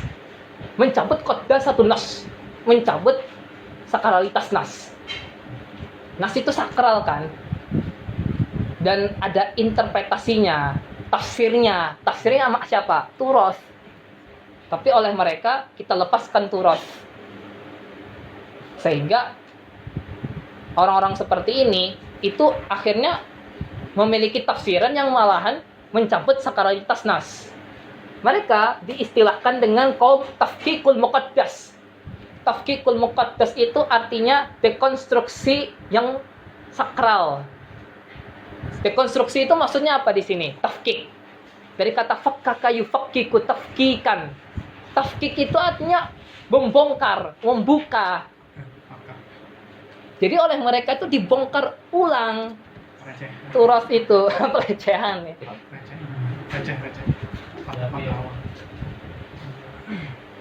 Di sana juga terdapat aliran kaum modernis yang mencoba menggali historisitas nas. Mereka itu memandang bahwa nas ini, Turas ini historis. Karena itulah bagi saya sudah buang saja Turas tersebut. Padahal ada kaidah usul fikih, al-ibratu bi umumil lafzi la bi khususis sabab. Sementara mereka terlalu tenggelam mengkaji sabab tanpa mereka mengetahui bahwa sesungguhnya tidak mesti kita melihat pada sababnya. Yang paling penting itu adalah substansi atau isi daripada Turas itu. Jadi terserah Turas ini lahirnya seperti apa, sejarahnya seperti apa, yang penting isinya yang kita ambil. Itu maksudnya. Nah, aliran ini dinamakan dengan tarikhoniyatun nassi. Historisisme nas. Jadi mereka berpandangan, nas itu dan Turas itu historis. Buang. Ganti yang baru. Gitu. Yang pertama, buang Turas. Akhirnya mereka ganti dengan tafsiran baru, tapi tafsiran baru tersebut malah menurut Greshay mencabut sakralitas nas. Gitu. Ini dua aliran tersebut. Ada aliran ketiga. Aliran ketiga kali ini mencoba mendobrak Turas dengan perspektif filsafat Marxisme, materialisme.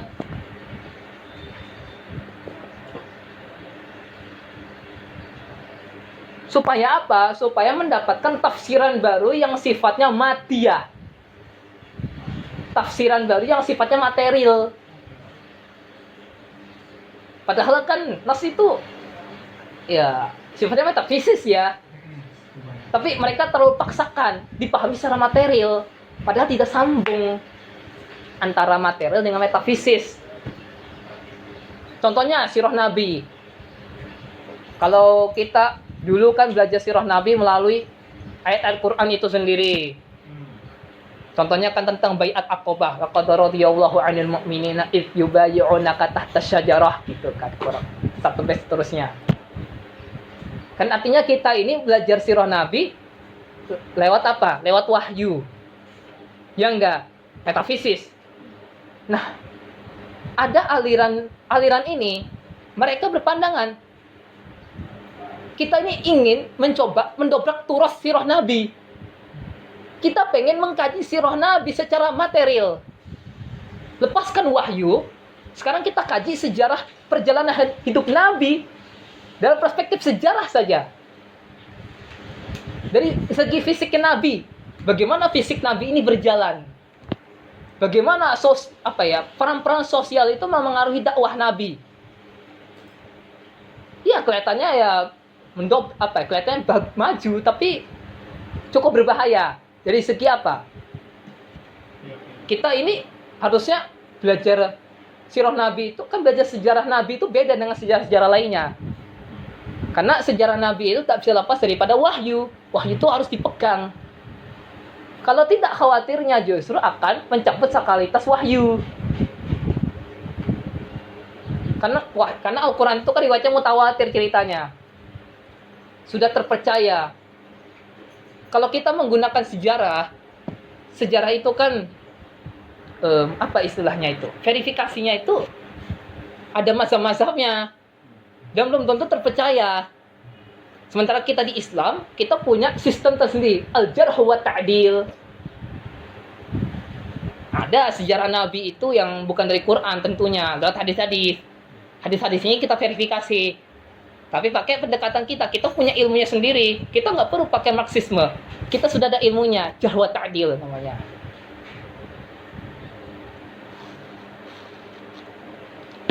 Di sana terdapat aliran orang modernis, dia berusaha mentafsirkan Al-Quran dengan hermeneutika.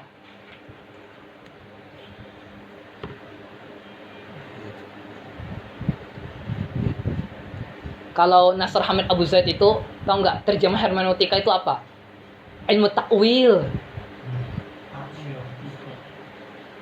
Padahal takwil itu punya pemaknaan tersendiri, beda dengan hermeneutika. Karena hermeneutika ini kalau dipakai, itu khawatirnya mendobrak makna ayat-ayat yang statis, yang sakral. Kan terdapat makna ayat-ayat yang mapan, tidak bisa kita dobrak, sabit kan, suci kan, sakral kan. Nah, khawatirnya kalau kita pakai hermeneutika itu bisa mendobrak makna-makna seperti itu. Jadi orang-orang hermeneutika itu punya keyakinan penulis itu mati. Kalau penulisnya mati, berarti bebas ditafsirkan tulisannya tersebut. Tulisan tersebut memiliki makna tidak terbatas. Kalau diterapkan di Quran tidak pantas. Karena Allah Subhanahu wa taala yuhyi wa yumit.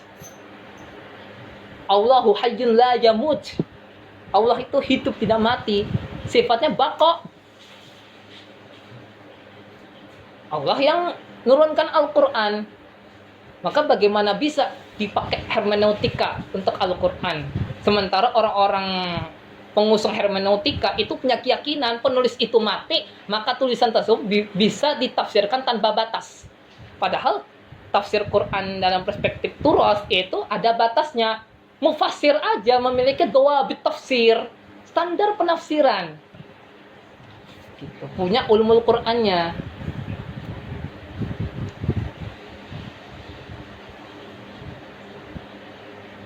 Itu. Jadi intinya seperti itu. Jadi intinya orang-orang haddasiyin al-Arab, orang-orang modernisme Arab ini itu berusaha memutuskan hubungan antara masa lalu dan masa kini.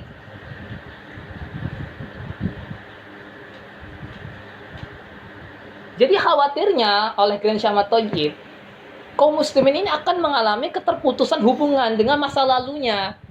Yang padahal secara manusiawinya kita tidak pernah lepas daripada masa lalu. Kita memang hidup di masa kini. Tentu kita harus selaras dengan masa kini, harus kontekstual dengan masa kini. Tapi bukan berarti kita melepaskan diri daripada masa lalu.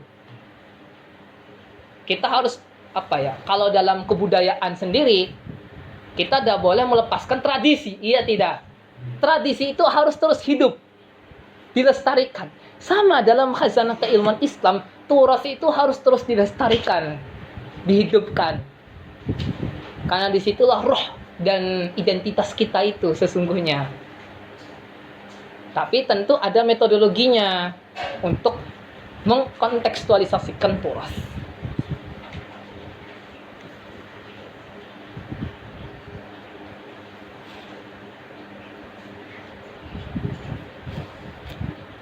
Ya, jadi itu intinya tadi. Nah, ini paragrafnya ini panjang sekali.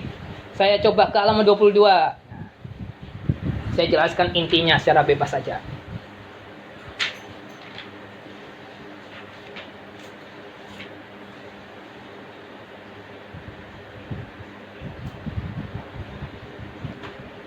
Jadi kebangkitan Islam yang dilakukan orang-orang modernis ini itu persis seperti masa Renaissance.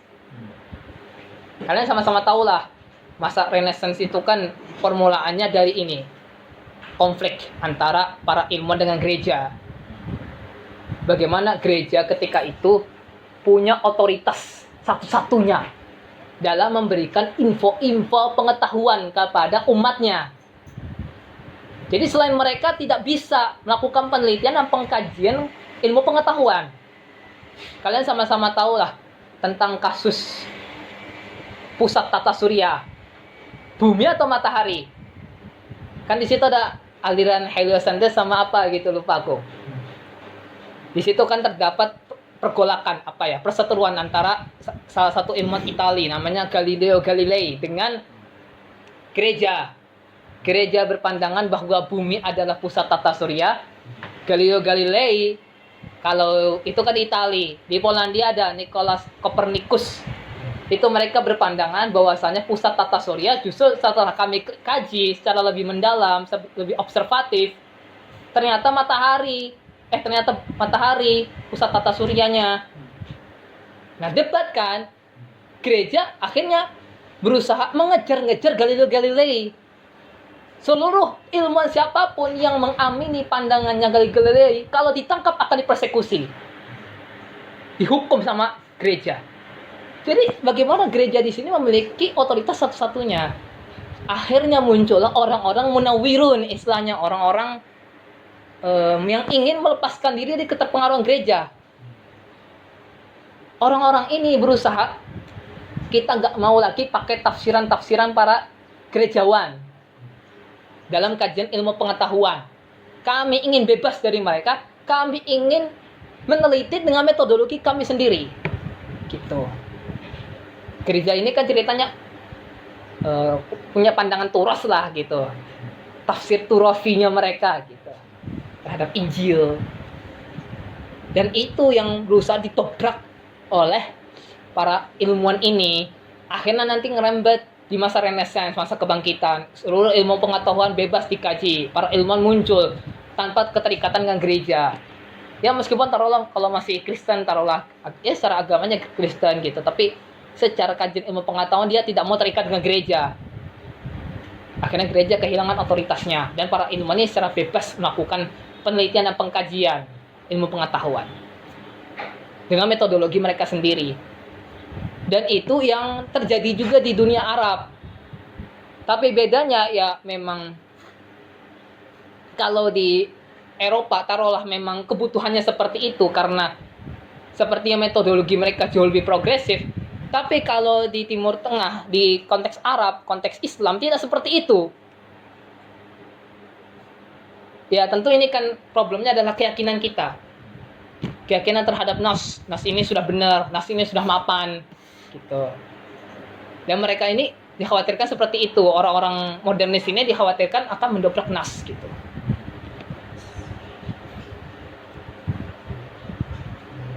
Di halaman 23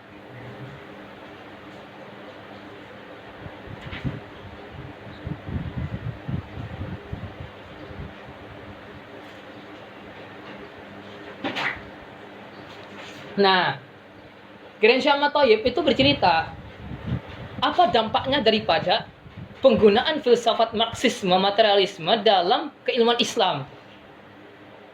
Ini saya akan jelaskan secara lebih gamblangnya di paragraf sini secara bebasnya. Contohnya, orang-orang para pemikir Islam yang pakai filsafat materialisme itu berpandangan wahyu Al-Quran dan Sunnah itu muncul dikarenakan ada pergerakan realistis yang material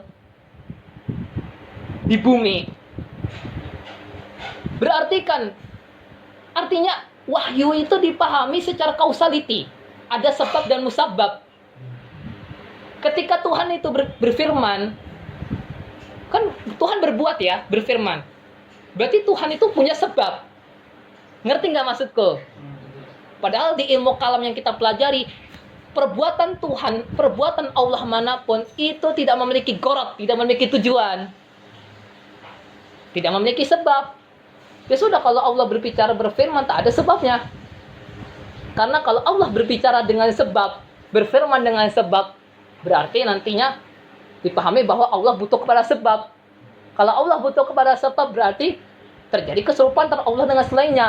Karena selain Allah Subhanahu wa taala, ketika Anda berbicara, ketika Anda berbuat apapun pasti ada sebabnya, pasti ada kausalitasnya. Dan inilah yang menurut Grand Syama Thayyib, menurut beliau bahwa pemahaman seperti ini, ya kan, Quran itu dan Sunnah lahir karena faktor sosial, berarti kan artinya mengakui adanya kasualitas, sebab musabab dalam Al-Quran dan Sunnah kemunculannya.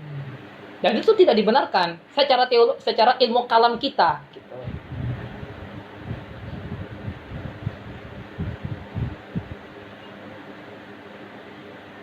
Nah, bukan berarti di kajian keilmuan Islam itu tidak mengakui sebab musabab. Bukan gitu maksudnya. Mungkin agak mikir kalian. Tapi coba saya akan jelaskan lebih gamblangnya aja. Contohnya seperti ini. Kita kayak murojaah saja sistemnya nih. Murojaah matkul-matkul yang kita pelajari. Tapi yang santai aja. Kalau kalian ingat matkul tingkat 1 usul fikih, kalian kan di bab-bab awal usul fikih mempelajari tentang definisi hukum. Ya tidak? Kalian harus mesti tahu. Hukum di sini itu maksudnya muta'alliqul hukmi atau muqtadal hukmi. Bukan hukum itu sendiri. Ngerti nggak? Kenapa? Kenapa bukan hukum sendiri tapi muqtadal hukmi?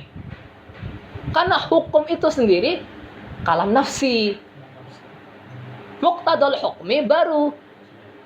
Maksudnya hukum yang sudah dinisbatkan ke kita, ke orang-orang mukallaf. Kalian tahu nggak konsep tentang ini, bahwa al-hukmu yaduru ma'illatihi wujudan wa adaman. Bagaimana coba dihubungkan ini dengan kasus ketuhanan pamannya? Kalau Tuhan berbicara, Tuhan berbuat, tidak memiliki illah, tapi hukum ada illahnya. Bagaimana cara menghubungkannya? Cara menghubungkannya, hukum al-hukmu yaduru ma'illatihi wujudan wa adaman, maksudnya muqtadal hukmi, bukan hukum Tuhan itu sendiri. Kalau hukum Tuhan jelas gak ada ilahnya, tapi muqtadal hukmi ada ilahnya. Hadhil ayah laha illah wa hadhihi tuaddi ila istinbatul hukmi. Kan ceritanya hukum diistinbatkan, hukum digali karena ada ilahnya, ya tidak? Ilah yang dikandung ayat. Maksudnya ayat di sini hukumnya itu muqtadal hukmi, bukan hukum itu sendiri. Ngerti kan ya konsep kausalitas di sini ya? Jadi hukum di sini dinisbatkan kepada muta'alliqul hukmi, bukankah hukum sendiri.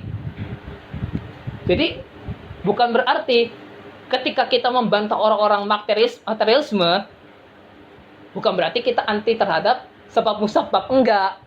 Kita punya perinciannya. Karena kita berusaha menjaga kesucian dan kesakralan nas.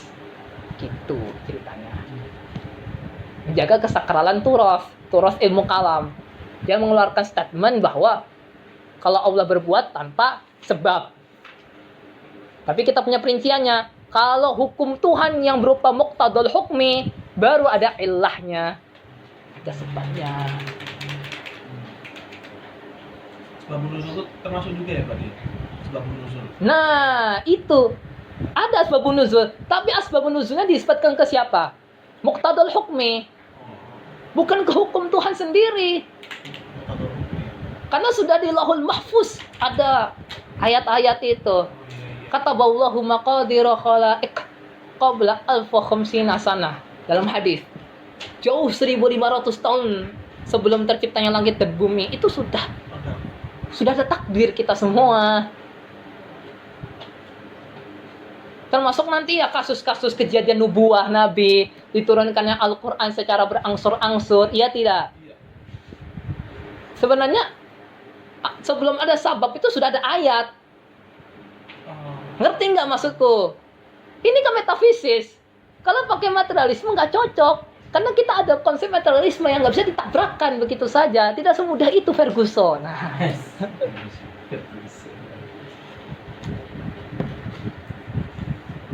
Bahaya gitu. Di paragraf berikutnya ini tak kalah menariknya ya. Aku kan bercerita bahwa buku ini disusun sebagai bantahan terhadap Hasan Hanafi. Tapi kalian perlu memperhatikan paragraf ini dengan baik. Karena bagi saya ini adalah bagian daripada etika kita berdiskusi dan berdialog dengan lawan ideologis kita, lawan pemikir kita. Raqma ihtiramina lil Ustaz Al-Kabir Ad-Doktor Hasan Hanafi. Meskipun kami menghormati guru besar Ad-Doktor Hasan Hanafi, kalian garis bawahi ini. Ini adalah menunjukkan etikanya Grand Syekh Ahmad Thayyib. Ketika Grand Syekh Ahmad Thayyib mendebat Hasan Hanafi, beliau tetap mendebat secara egaliter. Dalam artian mendebat secara etis, secara etika. Beliau tetap manggil Hasan Hanafi dengan Al-Ustaz Al-Kabir, guru besar. Sekarang kan kalau orang berdiskusi nih, ini ada lawan debat kita, sudah pemikirannya sesat sekalipun, tapi kita tidak ada hormatnya sama dia. Ya kalian terserah. Ya kan sekarang itu yang kita saksikan sekarang. Kurangnya etika dalam berdiskusi. Iya benar, lawan debat kita terlalu sesat dan menyesatkan gitu, tapi bukan berarti kita terlalu menjustifikasi secara serampangan. Kita harus ada etikanya, harus ada hormatnya kita gitu. Dan ini yang dicontohkan Grand Syekh Ahmad Thayyib. Makanya kenapa ada yang menarik kalau kalian baca buku ini, kok ustadznya sastrawi begitu? Ya tidak. Ya nanti kalian kan baca nanti di halaman-halaman berikutnya nanti di pembahasan-pembahasan intinya. Grand Syekh Ahmad Thayyib itu pakai ustadz adabi malahan. Artinya yang pertama, Grand Syekh Ahmad Thayyib itu memiliki kemampuan bahasa Arab yang sangat mumpuni. Yang kedua, Grand Syekh Ahmad Thayyib ingin berdebat secara etis. Meskipun Hasan Hanafi ini, menurut pandangan beliau, sudah sangat berbahaya. Tapi tetap berusaha nanti didialogkan secara lebih baik lagi, lebih santun istilahnya. Tapi tetap tajam dan kritis. Meskipun kami menghormati guru besar Dr. Hasan Hanafi, tapi tetap menjadi bagian dari kewajiban ilmiah atas kami agar kami mengingatkan bahwa masyru'nya beliau, proyeknya beliau, karya-karya tulis beliau yang berjilid-jilid besar, itu semuanya mengatakan kepada kita bahwa sesungguhnya turas itu baik usulnya maupun furuknya tidak relevan untuk dijadikan rujukan di zaman ini. Dan kita wajib untuk melakukan i'adah intajihi, merevitalisasi, mendobrak ulang, kemudian diganti dengan formula baru. Dan wajib menggunakannya melalui apa? Tajdid, pembaharuan. Ini pandangan Hasan Hanafi. Melalui karya-karya raksasanya, proyek raksasanya. Jadi Hasan Hanafi itu menulis buku judulnya At-Tajdid. Itu baru teorinya doang, teori tajdidnya beliau. Jadi yang di debat Grand Syah Ahmad Thayyib nanti itu bukunya itu atau tajdid. Nanti untuk proyek tajdid benerannya, beliau akan memperbarui seluruh keilmuan Islam. Usul fikih, tafsir, hadis, ulumul Quran, ulumul hadis, sirah Nabi. Itu semua beliau nanti akan lakukan tajdid. Jadi dalam bidang ilmu kalam, dalam bidang akidah atau usuluddin, beliau itu punya karya judulnya Minal Aqidati ila Saurah. Dari akidah menuju revolusi. Ya, menurut pandangannya menurut pandangannya Hasan Hanafi, Turas itu tidak manusiawi. Ilmu kalam itu masih bahas ketuhanan. Kita pengennya di mana peran kita sebagai manusia. Makanya beliau mencoba melakukan pembaharuan. Meskipun jatuhnya kok malahan mendobrak definisi-definisi ketuhanan. Pada definisi-definisi ketuhanan itu menjaga akidah umat. Ya tetap kita kan tetap ada kemanusiaan harusnya seperti itu gitu. Beliau juga ada karya-karya beliau yang berusaha merevitalisasi atau memperbaharui kajian ulumul Quran, ulumul hadis dan sirah Nabi. 3 jilid itu. Minan naql ilal aql. Dari nakal ke akal. Jadi dalam klaimnya beliau bahwa banyak produk-produk tafsir, produk-produk syarah hadis, produk-produk sirah Nabi yang tidak rasional. Itu klaimnya beliau. Tapi menurut Grand Syah Ahmad Thayyib jatuhnya kok sepertinya beliau malah mendobrak tradisi ya. Mendobrak kesakralan nas gitu. Beliau punya karya dalam bidang usul fikih. Beliau memperbarui usul fikih. Dan itu disertasinya beliau di Sorbonne University Prancis. Iya, disertasi beliau di Prancis itu tentang itu. Beliau berusaha memperbarui usul fikih dengan pendekatan fenomenologi. Kita tidak terlalu perlu mendalami itu karena sebenarnya Grand Syah Ahmad Thayyib intinya sekedar hanya saya mendebat buku atau tajdid itu sudah membongkar seluruh karya-karya beliau yang besar-besar itu.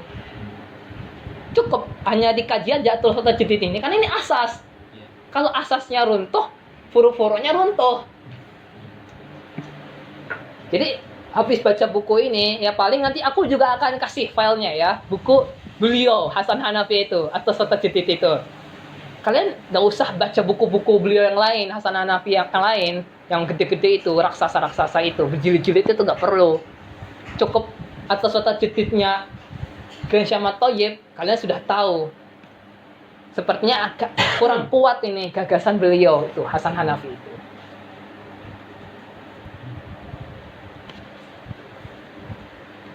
Nah, di paragraf berikutnya ada penjelasan menarik. Ini sebagai akhir daripada pertemuan kita pada hari ini.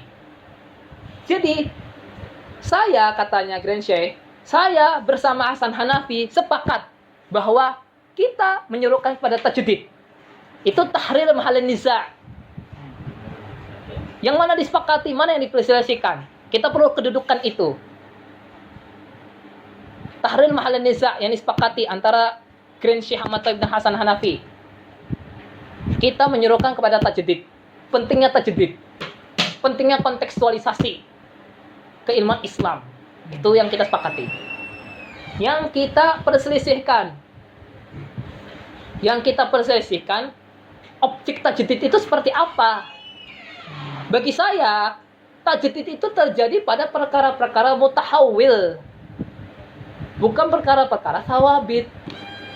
Tapi Hasan Hanafi sepertinya tidak memperhatikan itu, yang mana sabit, mana yang mutahawil. Pokoknya didobrak saja, ditabrak saja, diganti dengan formula baru. Tapi formula baru ini jatuhnya mencabut kesakralan nas, kemudian mencabut kesakralan turas yang sabit ini, turas yang menjelaskan nas yang sabit.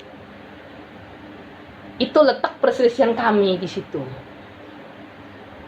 Artinya di sini menunjukkan objektivitas Grand Syah Ahmad Thayyib dan ada kesamaan spirit untuk membangun keilmuan Islam yang lebih baik ke depannya. Tapi tentu ada standar-standar yang tidak sembarangan kita lakukan. Gitu. Baik, akhirul kalam, semoga pertemuan kita pada hari ini bermanfaat bagi kita semua, menambah wawasan buat kita semua, dan kedepannya nih, nanti di tahun-tahun ajaran baru. Dan kurikulum ini, penggunaan turas di 80% atau 90% malahan barangkali, wallahu a'lam, akan terus digalakkan di kedepannya, di tahun-tahun ajaran baru. Jadi paling tidak nanti ketika kita menyongsong tahun ajaran baru, kita sudah punya pegangan yang kuat ini tentang konsep dan falsafah turas itu. Jadi kalian ngerti, oh kalau saya baca turas seperti ini harusnya. Sebagaimana standar yang diletakkan Grand Syama Thayyib. Perhatikan sabit dan mutahawilnya. Dan nanti dosen-dosen kita di fakultas kita insya Allah akan membimbing kita menuju itu. Bagaimana membaca turas yang benar dengan memperhatikan mana yang sabit dan mutahawil. Jadi akan terrealisasi. Ja'dut turas fi mu'asiran di nafsi, mu'asiran di asrina. Selaras dengan masa lalu turas tersebut, tapi tetap bisa tetap relevan di masa kini. Stay relevan. Wallahu a'lam bishawab wa ilahi takalan. Wassalamualaikum warahmatullahi wabarakatuh. Waalaikumsalam warahmatullahi wabarakatuh.